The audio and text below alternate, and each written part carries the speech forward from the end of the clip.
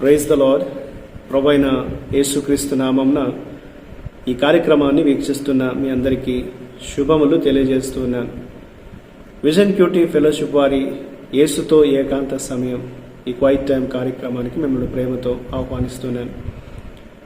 ప్రత్యేకంగా ఈ యొక్క పరిశుద్ధ దినమందు ఆదివారమున దేవుని సన్నిధిలో మనందరం సంఘంగా కూడుకొనుటకు, దేవుని ఆరాధించుటకు, దేవుని మహిమపరచుటకు దేవుడు మనకి ఇచ్చినటువంటి శుభదినాన్ని బట్టి ప్రభుకు వందనాలు తెలియజేస్తూ ఉన్నాను.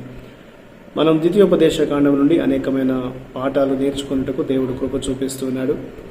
ఈరోజు మన ధ్యానం కొరకై ఏర్పాటు చేయడం లేఖన భాగము ద్వితీయోపదేశ కాండము 30వ అధ్యాయము 14వ వచనం నుండి 29వ వచనం వరకు. ముందుగా ఈ భాగంలో మనం 19 నుండి 22 వరకు చదువుకుందాం. కాబట్టి మీరు ఈ కీర్తన వ్రాసి ఇశ్రాయేలుకు నేర్పుడి. ఈ కీర్తన ఇశ్రాయేళ్ల మీద నాకు సాక్షార్థంగా నుండినట్లు దానిని వారికి కంఠపాఠముగా చేయించుము. నేను వారి పితరులతో ప్రమాణం చేసినట్లు పాలు తేనెలు ప్రవహించు దేశమున వారిని ప్రవేశపెట్టిన తర్వాత వారు తిని త్రాగి తృప్తి పొంది క్రొవ్విన వారై అన్య దేవతల తట్టు తిరిగి వాటిని పూజించి నన్ను తృణీకరించి నా నిబంధనను మీరుదురు. విస్తారమైన కీడులు ఆపదలు వారికి సంభవించిన తర్వాత ఈ కీర్తన వారి ఎదుట సాక్షిగా నుండి సాక్ష్యము పలుకును. అది మరవబడక వారి సంతతి వారి నోట నుండును. నేను ప్రమాణము చేసిన దేశమున వారిని ప్రవేశపెట్టక మునిపే నేడే వారు చేయు ఆలోచన నేను ఎరుగుదును అనెను. కాబట్టి మోషే ఆ దినమందే ఈ కీర్తన వ్రాసి ఇశ్రాయేలుకు నేర్పెను.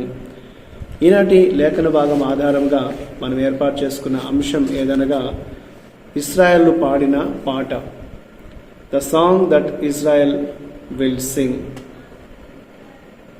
దేవుడు చనిపోబోతున్న మోషేను మరియు అతని వారసుడైన యెహోషువను ప్రత్యక్షపు గుడారానికి పిలిచి తన ఆజ్ఞలు వారికి అందించాడు.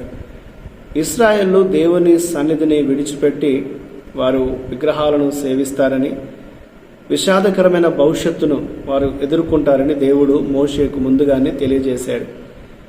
దేవుడు ఈ ప్రవచనాన్ని పాటగా మార్చి ఇశ్రాయేలుకు అందజేసినట్లుగా ఈ లేఖనంలో మనం చదువుతున్నాం. అలాగే దేవుడు యెహోషువను ప్రోత్సహించి వాగ్దానం చేసిన దేశంలోకి ప్రవేశింపచేస్తానని అతనితో వాగ్దానం చేశాడు. తిరుగుబాటు చేసి విగ్రహారాధన చేయడం ద్వారా దేవునితో వారికి ఉన్నటువంటి ఒప్పందాన్ని, ఈ ఒడంబడికను, ఆ నిబంధనను ఉల్లంఘించే ఇశ్రాయేలుకు సాక్షిగా నిబంధన మందసం ప్రక్కన ధర్మశాస్త్ర గ్రంథాన్ని ఉంచడం మోషే చేయవలసిన చివరి పని అని దేవుడు మోషేకు తెలియజేసి ఉన్నాడు. ఇందులో దేవుడు ఎవరు, ఆయన ఏమై ఉన్నాడని మనం ఆలోచన చేస్తే 19 నుండి 21 వచనాలు, అలాగే 24 నుండి 26 వచనాల్లో అనివార్యముగా విఫలమవుతున్నటువంటి లేక విఫలమయ్యే తన ప్రజల కోసము దేవుడు ఒక మంచి ప్రణాళికను ఆయన ఏర్పాటు చేశాడు. పాట మరియు ధర్మశాస్త్రము ఇశ్రాయేలు దేవునికి ద్రోహం చేయకుండా నిరోధించే పాత్రను పోషించాయి. అది వారి తప్పులను వారికి చూపించాయి. తద్వారా వారు చివరికి ఆయన యొద్దకు తిరిగి రావాలి అనేది దేవుని యొక్క ఉద్దేశం. మన జీవితాల్లో మనం అనివార్యంగా చేసేటువంటి పొరపాట్లను, మన వైఫల్యాలను పరిగణలోకి తీసుకొని మనం తిరిగి ఆయన యొద్దకు తీసుకురావడానికి కృషి చేసేటువంటి ఈ సంపూర్ణమైన దేవుని ప్రేమ ప్రస్తుతము మన జీవితాల్లో కూడా ఉంది అనే విషయాన్ని మనం గుర్తు చేసుకోవాలి. ఆయన ప్రేమ చేత మనము ఆయన వైపుకు తిరిగి రావాలని దేవుడు ఆయన తన వాక్కు ద్వారా మనతో కూడా మాట్లాడుతూ ఉంటున్నాడు. 20 నుండి 23 వచనాల్లో మనం ఆలోచన చేస్తే ఇందులో మనం నేర్చుకునే పాఠం కనిపిస్తుంది. భవిష్యత్తులో ఇశ్రాయేలు ద్రోహంతో అపవిత్రులవుతారని తెలిసినప్పటికీ దేవుడు యెహోషువతో ఉండి వాగ్దానం చేసిన భూమికి వారిని నడిపించాడు. వాగ్దానం చేసిన దేశంలో వారు ప్రవేశించడానికి దేవుడు వారికి అనుమతించినట్లుగా దేవుని వాక్యంలో మనం చూస్తూ ఉంటాం. తన ప్రజలకు ఎల్లప్పుడూ నమ్మకంగా ఉంటున్నటువంటి దేవునికి వారు నిరంతరము ద్రోహము చేసినట్లుగా వాక్యంలో మనం చూస్తూ ఉంటున్నాం. అయినప్పటికీ దేవుడు తన ఒడంబడికల పట్ల, ఆయన చేసిన నిబంధన పట్ల ఆయన నమ్మకంగా ఉన్నాడు. ఎందుకంటే మనం తిరుగుబాటు చేయకుండా ఉండేలాగా మన జీవితాలను దేవుడు మార్చాలని కోరుకుంటూ ఉన్నాడు. కాబట్టి మన పట్ల ఎల్లప్పుడూ నమ్మకంగా ఉండి తన వాగ్దానాన్ని నెరవేరుస్తున్నటువంటి దేవునికి మనం కూడా నమ్మకంగా జీవించాలి అనేది దేవుని వాక్యం మనకు జ్ఞాపకం చేస్తుంది. ఇశ్రాయేలు పాడే ఈ పాట వారిని దేవుని వైపుకు తీసుకొచ్చేదిగా, దేవుణ్ణి వారికి గుర్తు చేసేదిగా ఉన్నట్లు దేవుని వాక్యంలో మనం చూస్తూ ఉంటున్నాం.